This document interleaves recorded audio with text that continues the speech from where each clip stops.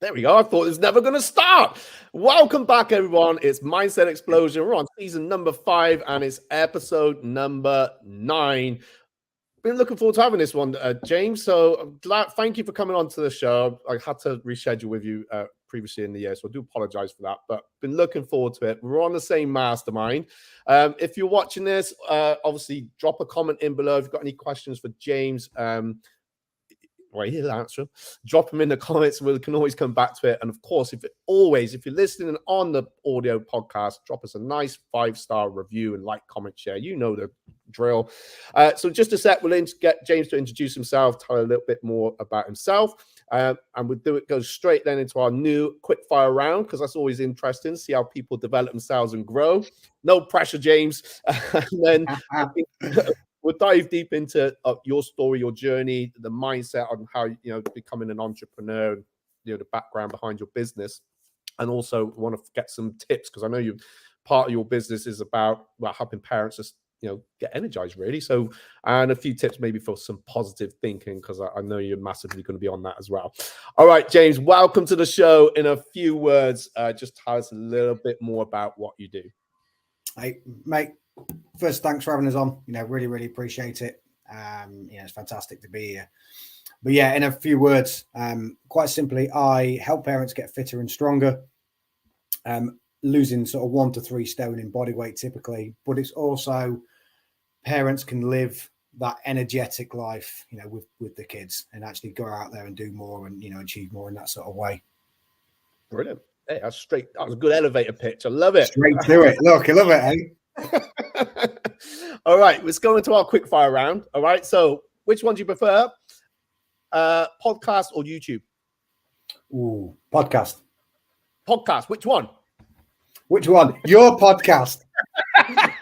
Obviously. All right. Book or audio? Book. What's your best book? My best book. Oh God, no, you got me on there. At the moment, I am reading Man's Search for Purpose, or Man's Reason for Purpose by Viktor Frankl. Incredible book. Yeah, to do with the Holocaust. Incredible book. Yeah, you might have to drop that one in the comments first. That sounds right up my street. Love it. So, Man's Search for Purpose. Man's Search for Purpose, or Man's Search for Meaning, I think it might be called. Yeah, how he got through the Holocaust and where his mindset went to. Oh, I think I've heard about this one. It's amazing. Right, okay, that's amazing. That's on my I got some credits as well for all of All right, do you prefer a mentor or mastermind or go your own way? I've got to say, I think I prefer mastermind, for the reason of that other people are around there to support you more. I think mentors are, invaluable, and I think, we all need mentors. Why we're in the job we're in, Matt, it's coaching. Yeah. And, I think sometimes you can have people there to support you, every step of the way when you're in that. And, it's lonely. The people I coach, where do they turn to when they're struggling? And we all struggle. And, you know what? You can hold your hands up, right, and go, I'm struggling right now, or, whatever it is, and actually have somebody there can help and guide you. And I think that's one of the biggest things that you get from, any mentor or mastermind. Because if you go your own way, it might be there for some, but I would say the vast majority probably lean on somebody better. It's freaking hard on your own. And we met on a mastermind, so just in that in itself, and that's a mastermind with different industries, right? But you can bounce off. Yeah, I agree. So last one, it's not very quick fire. I've got to work on this. It's a new format. It's the only second time I've done it. So who's your most influential person, past or present? My most influential person, past or present? That's a great question. I've got to think about it a second. You know what? There's many. Right, I'm gonna put this back to you, mate, because there's many people who have influenced me over the years. Mm-hmm. And I think it's a really hard one to be able to say, it's down to one person that's been my most influential. I mean, typically people within the fitness industry, they'll look towards like your Arnies and things like that. Yeah. But actually, I would say for me, it's probably people who are lesser known that have influenced me, and maybe in the way I've thought, the way I've trained, the way I've created things. To throw some people out there, one of my coaches is a guy that I learned from called Zach Evanesh. in America. I think some of the stuff that he does is fantastic in the way, training people. I've learned off of the people in the UK that have taught me a lot about training. There's a guy called Andy McKenzie who I learned a lot from, and will always give gratitude almost, or give praise towards those types of people first and foremost over anybody else really. Moving into nutrition, there's a guy that I learned a hell of a lot from in sensible aspects before I became a nutritionist called Carl Whitfield. He's not far away from you. He was a fantastic guy to learn from and now a good friend. So I wished I could say there's like one person, but the reality is that there isn't one person. It's a whole host of people that I've learned from at different stages in my career, over the last 10, 12 years of becoming a trainer, a strength coach or whatever, and sort of, helping me throughout of all those things. So yeah, there's not really, I already answered your question for one. I know you wanted one, but there isn't one. That's a really good answer, and it is so true. You got to tag all these people in now. You realise that? I know, yeah. I'm gonna have to.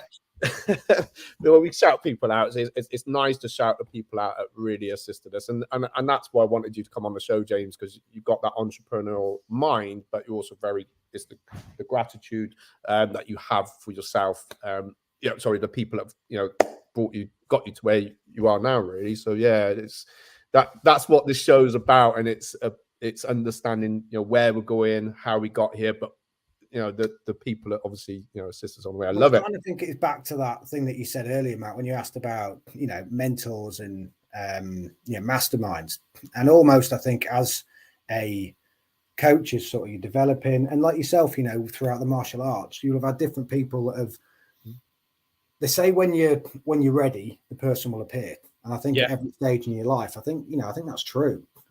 Because when I first started training, I know you're going to come into this later, but when I first started lifting with the weights, for me, there was, the typical bodybuilder type people that you look towards. But more the people that inspired me were actually the two people behind the counter that had just set the business up, that, had the time of day to talk to you and explain basic bits to you.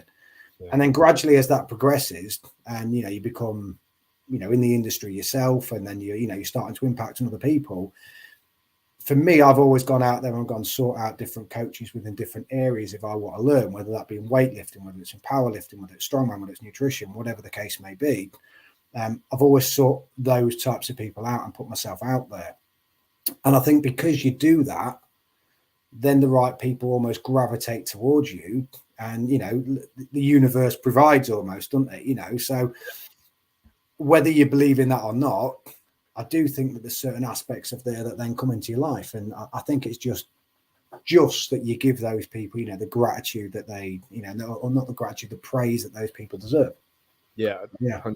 Yeah, and you, I'm a bit woo woo anyway, so put it out there. It's definitely going to come to you, definitely. So no, I love that, James. Brilliant.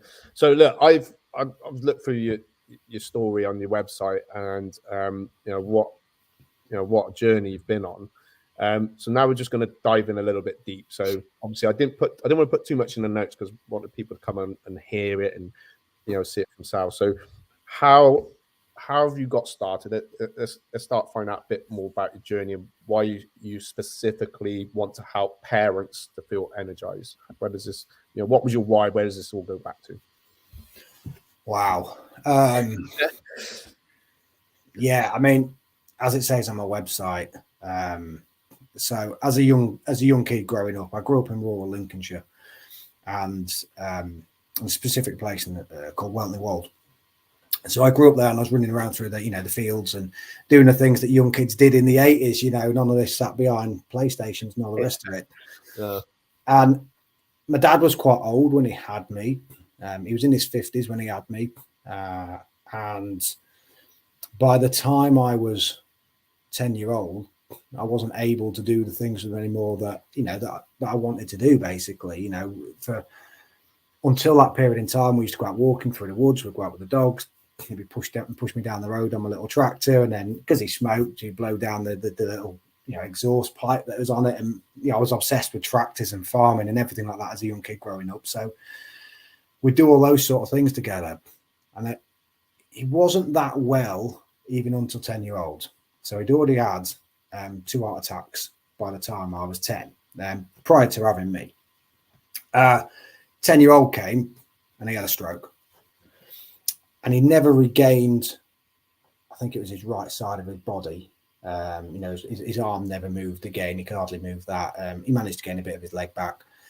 And slowly his health deteriorated, and over, I think it was a course for like 3 to 6 months, I used to spend every evening in the hospital with him. And I was a kid that would leave school, a 10-year-old kid, right? Suddenly, his dad's not there and having to go to the hospital every night. And I don't think I ever understood that, when I reflect back at these things. And I've done a lot of this because, as you all know, Matt, you go through these sort of, what's your why? Why do you do what you do? And I had to do this the other year. And it took me back into the stage of looking at, why am I in the health and fitness industry? I love training, but does that mean I need to coach, to love training? And it's like, well, actually, that it doesn't really, I can go out and go train off my own back, But why do I want to help somebody? What's my driving force behind that? And it came back down to this, because as a young kid, 10-year-old growing up with you, dad who's got one arm, one leg, you get ridiculed by, young kids, and rightly or wrongly, or, children, they take the piss, right? I swear a little bit, so apologies for your listeners if they. Okay. I'm going to try and keep it clean, mate. It's all right. But yeah, kids take the piss. Kids are cruel, and they can put you down and say horrible things, about you, all the time when something like this is going on. Because my dad was getting older, and his health was deteriorating more, and I missed having a dad growing up. By the time I was, 17, he was already in, a nursing home, and he died just as I turned 18. And I remember the day as plain as day, going to the hospital with it, or getting the phone call that dad, he was ill, he was in hospital.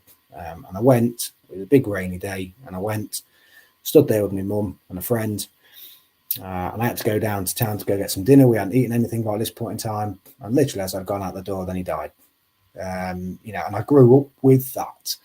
But I almost grew up with a little bit of resentment because of that as well. I was, as a young kid, even to my mid and later 20s, I was a bit unruly, a bit off the rails. And I don't know whether any of that was down to, my mum did a fantastic job, of raising me. But I don't know whether any of that was down to not having a father that was present, or the resentment of going through these things, of not having that father there, the piss taking that's constantly on the go. So I joined the military, as much as, a lot of troubled lads did. And I, probably if I wasn't in the military, then, I might have ended up in in prison or something. And some aspects of the military life went very well, some of it didn't. And it was towards, sort of the end of my career within the military that actually things wasn't going very well, and it just managed to open up a whole host of other issues for me. It's opened up hosts of like fighting and alcohol, and sadly getting in trouble with the military right at the end. That caused the end of my military career. And it was when I left the military then that, getting in trouble in the local town, I realized that I had to do something with my life, and I had to change things with my life, because I was going to go down that path. And it was then that I found health and fitness again. I trained as a young kid in different sports and clubs and things like that. And it was upon leaving that I really found, sort of almost like my calling, if you will. And I got back involved, funnily enough, with martial arts again. And after a few years, obviously, gaining a black belt, managed to open up my own facility, and then started teaching that. And, the rest that they say is, history with that. So I think that had I not have found that direction, my life could have gone down that sort of turn. And as I say, when we fast forward and we reflect, and I've started to do this about what's my why, well, my why is actually because I don't want any children to go down that route again. I don't want, and we see this so much, right? We see, obesity is on the rise, heart disease on the rise. It's something like 1 in 3 now develop a cardiovascular disease. And it's like, so we've got to do something about that. The governments aren't doing anything about it. They're preoccupied now with wars and COVIDs and, everything else that's been going on, and, Brexit and all that. They're predisposed to all that sort of stuff. They're not really concerned with, you know, that actually the NHS is crippled by those two things alone, not to mention cancers and all the rest of it. But for me, as a young kid that grew up without really having a dad present, not being able to do the things that was there, I don't want a child to go through that, because it's not nice being able to say, well, do you know what, Dad, we're off on holiday, but I'm going to have to push your chair up, or your wheelchair up this steep hill. And you see all the other dads running out there playing football, you know, with the kids. So when it comes to a driving force behind me, the things that I do with clients are always governed around, you know, trying to make the maximal, you know, impact that I can with the minimum amount of time on them, you know, and that's my driving force, mate. And that's kind of where I was, kind of where I started from, kind of where I went to. No, it's obviously very impactful. And I just want to say, James, because obviously I had to find a profile image of you somewhere. So I went on your personal profile, had a little stalk, and it is, you can just see how much you adore your children. And yeah, the time you put them back. So I thought it was quite important just to share with you, mate. You're obviously a really good dad. And I think the way you've structured your business, not just on what the reasons why, I think that's 100% right. I think it's a real powerful angle to come in at, you know, to, you know, hit it head on, really, because that I'm talking for me personally now. My time with my children is so important. I've done, I said to you before, come on, I've been at Progressive for the last month, it feels like. So I haven't done this for ages, but I've put my development a little bit before that time with the kids. So I should have been with them this weekend. That was so hard. So I'm glad now that bit's finished, but the point is that on my entrepreneurial and business and entrepreneurial journey has been all about, first of all, having that time with my kids, because it's so important. And again, with my health, my fitness, my health, you know, with this place is the same thing. So absolutely commend you for what you're doing. Yeah, and like you said, things have come in at the right time, and you know, you could have stayed in the military and whatever would have happened, but this was, unfortunately, things happen because you were the right person to be doing what it is that you're doing now. So yeah. I think life leads us there, doesn't it? You know, I think it's almost like what I said earlier, that, you know, the right teacher appears at the right time, but I think they're like right life opportunities appear at the right time, and things happen almost for a reason. We can make things happen and we can influence things, definitely. But I do think that things happen for a reason, and you know, you are exactly where you need to be right now. Yeah, you're exactly where you need to be because of the things that have happened in the past. Yeah, and sometimes we look at those as almost being a burden upon us.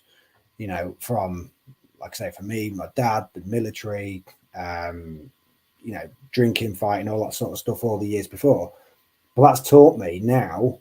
And, you know, am I ashamed of, you know, some of those, like being drinking and getting in trouble and all those things? I wouldn't actually change it, because now it's given me the perspective of where I need to be. You know, I very, very rarely drink now. Very rarely. You're talking like 1 or 2 a year, something like that.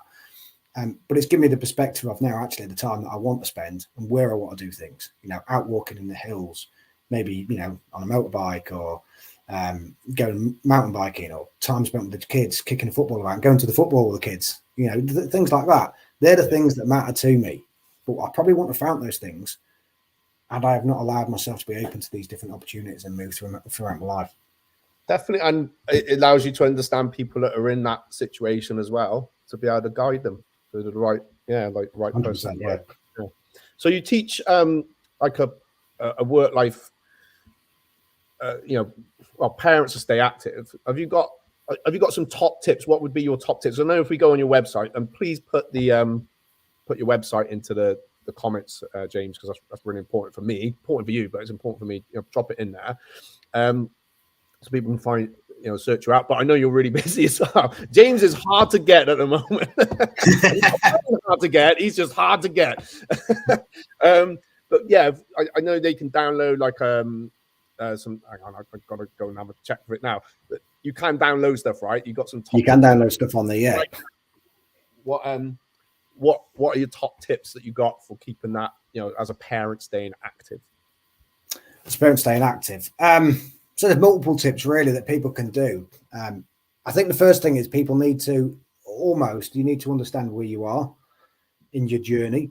You know, if you're extremely overweight, then you need to understand that you're in that position right now, because, you know, if you think about this, because holiday season will be coming up soon, right? So everybody's probably going to go on some form of a holiday, long weekend, whatever, you know, over the course of this year. And you never go anywhere without, if you're ordering a taxi, without telling a taxi where you are. You never go anywhere without, you know, knowing where you're going to be flying from, more importantly, and then to. So, and that's the same with your health and fitness, right? You need to understand where you are right now. You need to understand what that then journey is going to look like. Because if you're just going to lose a couple of pounds, well, that's a completely different journey to somebody who's going to lose 3, 4, 5, 6 stone. Completely different journey. So I think that's the first point and goal. The second point then is that people need to understand where they want to go to. And that's really specific. Because again, if you've only got a few pounds to lose, well, actually changing your life massively probably ain't needed. Yeah. You know, so then that is going to then dictate the level of, what's the word I'm looking for? The level that you're going to be required to then work at, the level of complexity. Because for me, when we look at the fitness industry, it's that fucking overcomplicated. It is unreal. You know, you've only got to look at diets, right? So we've got diets, you know, you've got the keto, you've got intermittent fasting, you've got carb backloading, you've got paleo, you've got vegan, pescatarian, you name it, yeah? People victimizing different foods, shake diets for this, that, and the other. When the reality is, let's look back at what our goals are, look back at where we are, where do we want to get to? If we want to lose 5 to 10 pounds, well, you don't need to change that much in your life. So that can be done with a really, really simple approach, you know, and that's maybe just done with, yes, we need to probably create some form of calorie deficit, but it doesn't mean we need to live on these fitness fucking tracking apps and all the rest of it. So you've got to understand where you are. You have to understand where you are. You have to understand where you want to get to. And like I say, once you've got that, then we implement small changes over time. And I'm a big believer in building habits for people that are sustainable and coaching behaviors, you know, because every behavior has a reward. Smoking has a reward, right? Or we won't do it. Yeah. So we've got to understand what those triggers are and those things are that are going to drive us and move us forwards. So for me, it's about changing those little habits and those little wins. You know, if you're not out there exercising, start with a walk. Go out there and start walking daily and just tick the box for that. And it might not seem a lot, go like, I'm going to do 10 minutes a day. Did you manage it? Yes or no? And actually be honest with yourself and have that look in the mirror. Did I manage that? Yes or no? No. Why not? And then we've got that process of reflection. And I do this with all clients every week. And it's almost like our reflections that we may do, Matt, with, you know, the business. Yeah. Is it going in the direction? Did I do this? Didn't I do that? So on and so forth. We do that with ourselves, right? Yeah. Because if you do that reflection, you're honest with yourself, then you've got that to be able to look back on. Did I go on a walk every day? Yes. Did I lose weight? Yes. Cool. Just keep doing that. Don't fucking change it. Let's just do that. Right? It's working. When it stops working, let's worry about it. Yeah. You know, the first thing I do with people when they start with a diet of any description, I hate that word, but a diet, everybody's got a diet, right? The first thing that I do is I get them to record what they've eaten. Because if they lose weight off that, which they tend to do in that first week, then I don't change it. Because why change something that's clearly working? Because they're probably going to improve the diet as a byproduct of working with a trainer anyway. So record everything you've eaten. Did you lose weight? You know, did you exercise that on that daily basis, 10, 15, 20 minutes, whatever it is? Don't overcomplicate it, because my biggest thing is that time with the children and time with the family and all that sort of stuff.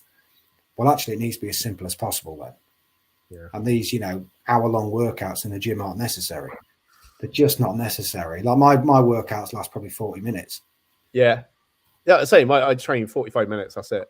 You know, if I'm doing my I do 3 times a week. The rest of that, and you know, I refuse to go over that.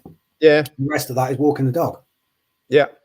It's funny like how people perceive time, isn't it? And I got to do more of this and more of that. I got to work more. And actually, if we just thought a bit smarter, we're going to be getting loads more done anyway. Like, I think we are, yeah. And I think that's the thing that stops people, a lot of people anyway, is moving forward with the health and fitness, because people, when you think about a task, you think about something, you've already got a preconceived idea of how long that's going to take.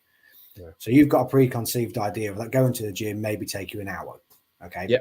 But in your head, it's not taking you an hour because you've got to get ready, which means you've got to decide what you're going to wear.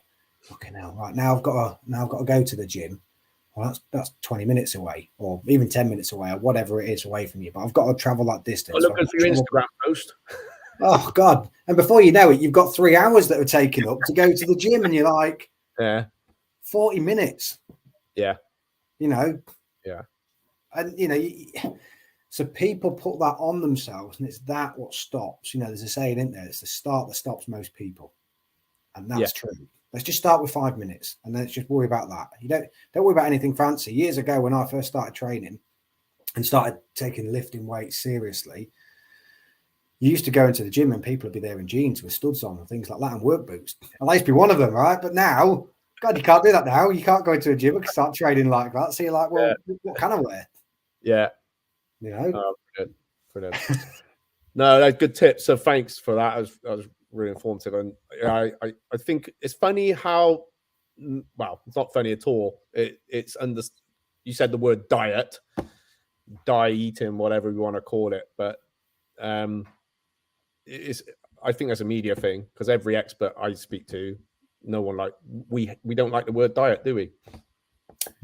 No, I think maybe everybody, they have this preconceived idea that you have to live on a diet to look the way you want to look. And let's be honest, right? Most of these things that are created and most diets that get prescribed people, either via a meal plan or one of these shakes or something like that, they either start off from probably like a bodybuilding way of looking at things.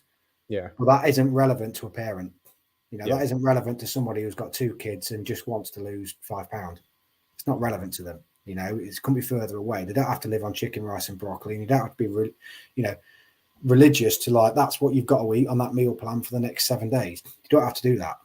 You need to be able to understand some principles and concepts around nutrition and maybe get your plates looking a certain way and aim for good, not great, a little better each time. What's a better choice? Well, I could have that wrap today, or I could have a potato, or I could, eat a fucking slice of pizza, or I could have, I don't know, some grilled chicken. And it's maybe you start to make better choices rather than perfect choices. And like this weekend, I had cake with the kids. We had ice cream yesterday. But it's those things, isn't it? So we've got those things that are there, and it's understanding those things and not living on a fucking diet. Yeah, exactly. Yeah, I enjoy my food. So, and it's nice to have little treats anyway. So. Absolutely. Right? Yeah. Okay, let's just move a bit into your mindset. So obviously you talked a little bit about, how you got to here, but what maybe for the viewers, or what's been your biggest challenge, could be to date or in the last however many months, and how have you overcome it? You might have touched on it a bit, but so my biggest challenge of late was COVID, without a shadow of a doubt, being in the the health and fitness industry. COVID closed my gym completely within the first 6 weeks, I think it was. Everything that I did was personal training, and as a result, obviously personal training comes at a higher price than a gym membership, right? Because you're coaching not only the hours that are there, you're coaching behind the scenes as well. You're preparing things for people or answering questions if they need it or whatever. So I had 90 clients at that point in time, 90 members of the facility, and obviously COVID hit. And I don't think anybody could have predicted, the level and the time of that COVID was going to go on for, and the level it was going to affect businesses. And I was adamant that I was going to keep going for as long as I could. And I said, as long as, because we didn't know what it was at the first, did we? But I said to all clients, as long as we don't start to pile loads of cases up in my local little area, I ain't bothered. Yeah. And I encountered a little bit of resistance off people for that as well. That was separate to the gym. I said, we'll just be sensible. We'll do whatever we can. We'll just be sensible, right? And then we started to get those, few little pockets. And I made the decision then on the Friday. I said, right, we're going to close. I said, because I have got vulnerable people, that come here. And some of those now weren't coming. I thought, well, I'll make the decision to close. On the Saturday, Boris closed everybody anyway. Yeah. And then I knew deep down, I thought if we stay closed for up to 6 weeks, we'll be okay. Yeah. Because as I've already said, clients were paying, more than the 30 quid a month gym membership. Yeah. And I thought they'll stand it for 1 month. I thought because everybody's in the situation together. After that, then it's maybe a different story. And lo and behold, I think it was on like 6 weeks-ish. He gave the announcement that you're looking at like 12 weeks or more or whatever else it was. Mm-hmm. And it was just literally, mate, I just sat there and it was like, bing, email, membership cancelled. Bing, email, membership cancelled.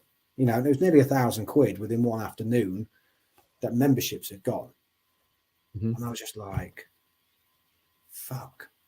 Mm-hmm. I remember thinking, what am I going to do? Yeah. And a lot of people say that, well, you had your grant or your 10 grand or whatever it was that they give you, which is fine, but it was 2 grand to open the doors on that building. So that doesn't, and obviously at that moment in time, I just invested into with masterminds and things like that. Yeah. So that money was gone. Yeah. There was money there that was just invested, and I was like, now what do I do? Yeah. I can't remember exactly when it was that I made the decision that I'm going to have to close here because it's just unworkable. My landlord couldn't drop any in rent. Yeah. Because he had his overheads, much the same as the rest of the country did. So it wasn't his fault. It was nobody's fault. It's just what it was.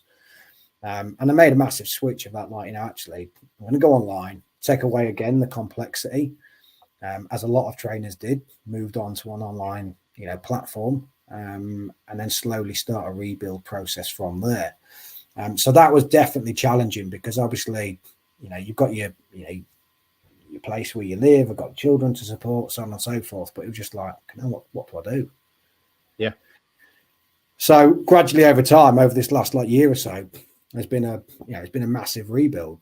But it has taught me some things. It's taught me that actually I don't want a huge business like I thought I did. I thought I wanted a big, massive business with a chain there and opening another facility over there somewhere. I thought I wanted all that. Yeah. And I realised I didn't. And I realised the things that are important to me that we've already, I've already said. I love hill walking.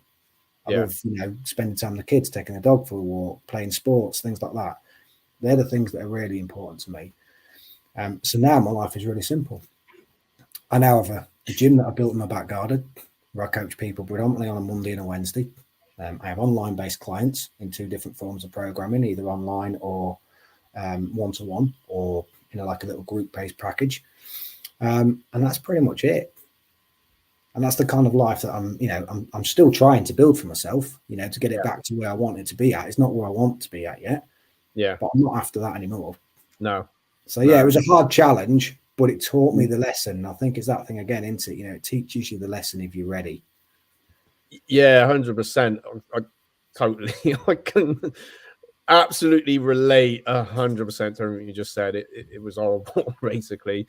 And do you know what? It's funny because you're saying about, I had one client, and that's their opinion, but they were angry that I was getting a grant. So you should have this and you should have that. It's like flipping out. I'm trying to keep staff on 100% wage. I couldn't always pay myself, to be honest. So, and you could just see, like you said, he just kept seeing this number drop down, and we've worked so hard to where we got to. So 100% relate to it. And mate, it's awful, isn't it? To see it happen. I mean, it took us 10 years to get to where I got to. Yeah. And to make that facility work, a lot of people don't know.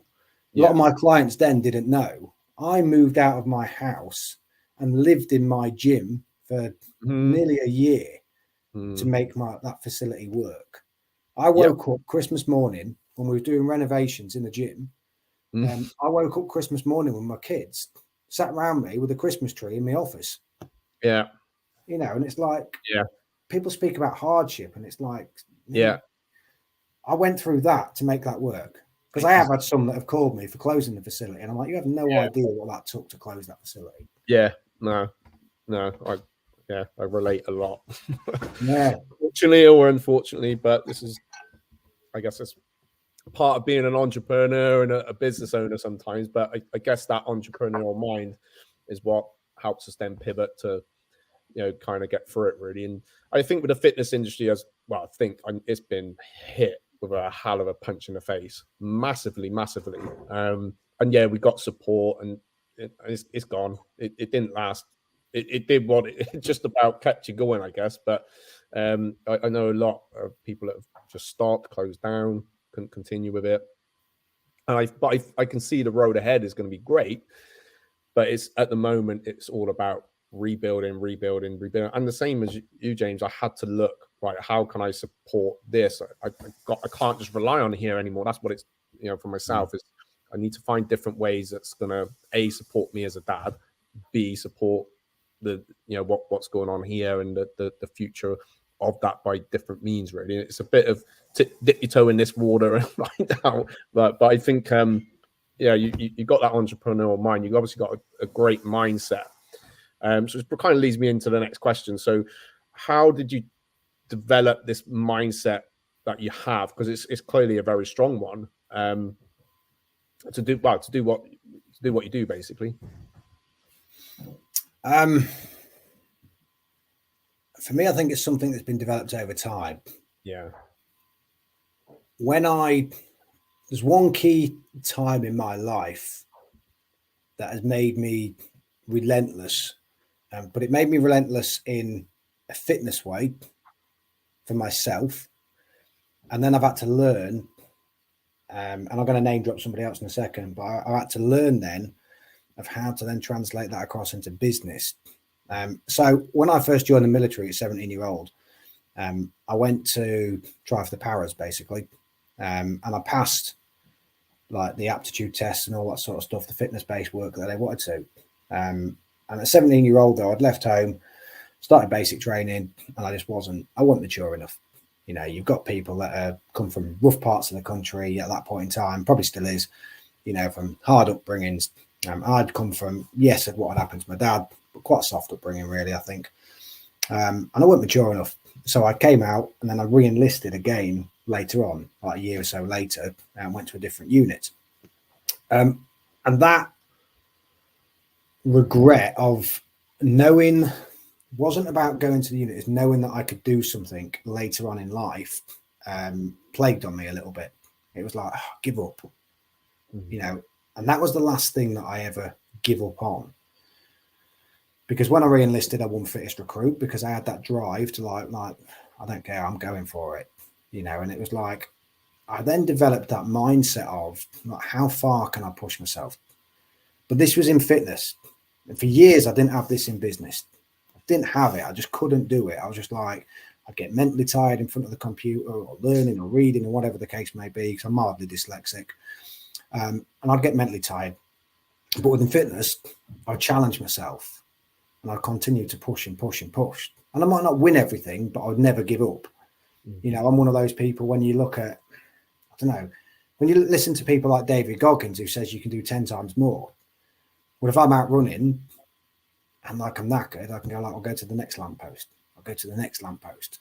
And the next lamppost never gets there because I get there, then it's like there's another lamppost or there's another lamppost.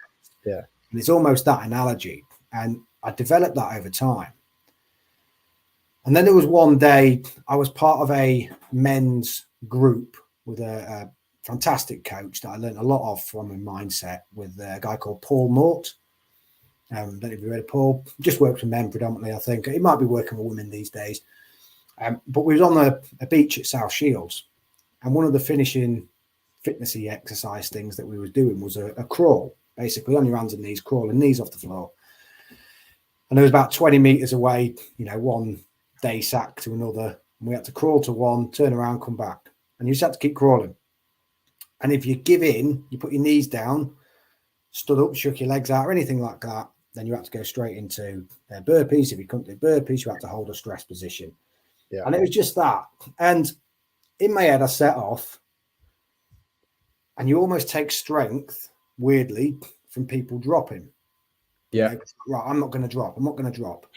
And I kept going. I remember my triceps were on fire. They was burning. You could feel it down your arm. And I'm like, hell, this is hurting. You know, and I'm 42 now. Right. So this was just part into COVID, when everything freed up a little bit and we could do things again. Yeah. And there was lads there that were in the 20s, obviously. So me being a stubborn bugger, I was like, I ain't giving in to these. And then partway through it, there was 4 of us left. And he stopped it all. I don't know how long it went on for, but I refused to give in. And everybody came to me and they said, that was fucking amazing. Like, how did you do that? I was like, I wasn't going to give in. I just refused to allow myself to give in. And I sat there and spoke with Paul. And some of the things that he said afterwards was just like, how can I get that mindset and put it into my fitness, put it into my business, put it into any other area of my life with the kids? You know, how can I be better, you know, and strive to achieve more? And his answer was simple. You've already got that. You're doing it. And it's as simple as that. I'd never really, I don't know why, there's been a mental barrier on there. And it was at the moment then that had happened and things had turned even more. And then I could just push more and more and more and just achieve more and just never give in. Yeah. Well, you just answered my next question, so I don't have to answer it. What's your biggest aha moment? That. Yeah. That. It's funny, isn't it? We've got so much, and a lot of our skills are, they can be transferred into so many different things, and simply could be something like that, the way we think and what we do. And it's right there, isn't it? Have you got some top tips for maybe that positive thinking? Just maybe 2 or 3, something like that? Yeah, definitely. So there's a good resource for people to get first and foremost is the Daily Stoic. Like quick 3-minute little tips. So that's good. There's another one called it's another podcast. Still stay on yours, Matt. It can still go to the ones. It's important. We got to share. Go on other ones as well. But yeah, there's another one out there called Mental Performance Daily by a coach that I've learned of called Brian Kane. So that's fantastic. But for me, I don't know. So control what you can control. Yeah, has to be, you know, like that. I like people are worrying too much about what's going on. Yeah, and it's fucking awful, isn't it? What's going on in the Ukraine right now, or what's gone on with COVID, and how much more shit can we take? Yeah, right now, that ain't impacting you. No. So you worrying about that isn't going to help you, isn't going to help your family or anybody else. We can look to it, and if we can do something, then we can work towards to maybe help to improve that. Yeah. And for Joe Public, that will probably come when the war's over, when they might need some form of funding or raising to try and help Ukraine rebuild again. You know, that's probably where it's going to come. But stressing about that right now ain't going to change anything. No. And that's the same with anything within your life. Focus on what you can control and don't worry about anything you can't do anything about. Is probably one of the biggest ones. A big tip really would be about consistency and that accountability with yourself, I think. You know, and there's no little mantra for that. It's just do the things daily, put in the work daily that you need to do. That's going to make a massive difference. Like it. I'm just writing some notes down because I'll put them out later. But I think definitely accountability for yourself. But I love that, control what you control. That's a good one to live by, definitely. So in the last 12 months, and we've talked about COVID and all sorts of things, which feels like 12 months, but it's actually 2 years. But what in the last 12 months, or it could be the last 2 years, whatever, James, what's more recently, what's been your biggest win that you've had? The biggest win that I've had. It could be anything you develop. It could be a win's a win at the end of the day. Biggest win that I have had. Achieving life balance, work-life balance. Everybody speaks about it, right, in business. You know, or even just in you know, maybe a CEO or something like that's listening to this, is achieving that work-life balance, because I don't think there is such a thing as a work-life balance. It's just life. But I think trying to achieve some balance between, right, that's then and this is now, and it's focusing on that moment. It's that one thing again, isn't it? You know, it's that focus on that what you can control. And right now I can control living in that moment. Yeah. And that's probably been the biggest take home for me. And that's, again, is what COVID's, you know, helped me to realize and actually see more of. Is like, right now I'm with the kids. Cool. I'm with the kids. That's it. That is on silent. It's away. You know, if I'm out with the kids, that don't even come out the bloody car. It's left in the car. If I go out for a meal, it's on silent. I might keep it there if I need it for emergency, but it's on silent. You know, and trying to do away with as many distractions as possible, controlling that environment. You know, if we let the environment dictate what's going to happen to us, then we're probably going to be there for more temptations and to do things that we're not there to do. So focus on that moment and be in that moment. Definitely a big thing for me. You said something there. I'm not military background, but I just wondered if it was from your military, where you said about the environment, not that the environment can take control of you. Do you think that's come from that your military background a little bit? Like you know, and the whole taking accountability for yourself and control, or I think the accountability side definitely, because you're taught from an early stage all the way through, you know, your basic training and such like of that.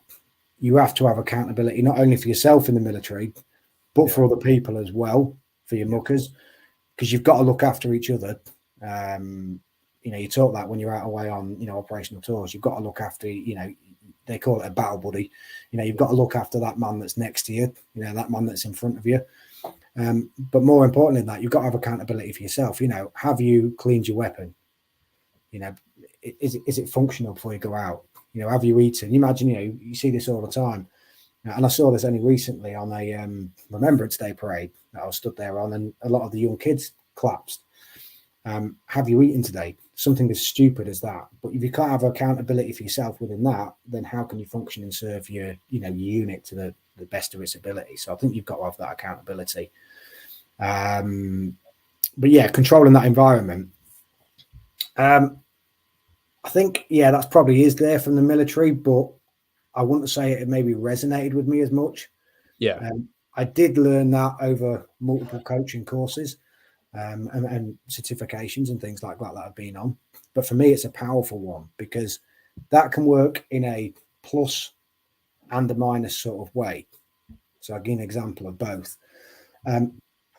Controlling that environment. Well, imagine you're somebody who struggles to train, struggles to do the exercise.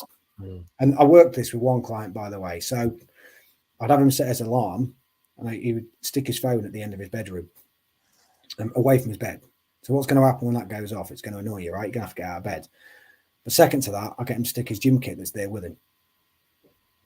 So he's taking what's normally a negative, rolling over, turning his alarm off. Oh, that's a good idea. So he's using that to his advantage. He's controlling his environment. The second one might be, and it's a typical sort of office worker that I'm thinking of when they have this, is that, you know, what goes around in the office dinner time, biscuits, cakes, pastry, fucking, you know, you name it, bacon sandwiches, all the rest of it, don't they? You know, take yourself out the arena. If you're not in that arena, how can you be influenced by that? So you've only got like a small amount of willpower. People say, I need to be stronger. It's not willpower. Willpower's great in the morning. I bet by the evening you've got fuck all willpower left and you're snacking on everything else.